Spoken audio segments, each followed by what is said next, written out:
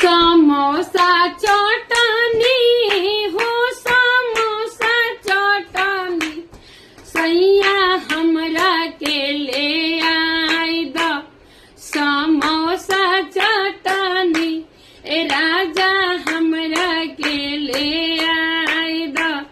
समोसा चटनी समोसा चटनी हो समोसा चटनी ए पिया हमरा के ले आई द समोसा चटनी लेवता समोसा मोरा सासू जे देखली हो लेवता समोसा मोरा सासू जे देखली हो हमरा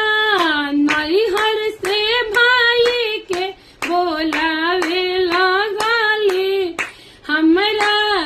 नैहर से भाई के बोलावे लगली ए राजा कीन के ले आई द समोसा चटनी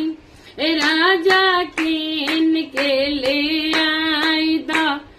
समोसा चटनी ए राजा हमरा के ले आई द समोसा चटनी लेवता समोसा मोरा ननद देखली लेवता समोसा हमरो ननद देखली ए राजा मुहवा फूलावे उता लागली हो ए राजा मुहवा फूलावे हो लागली हो ए राजा कीन के ले आई द समोसा चटनी ए राजा हमरा के ले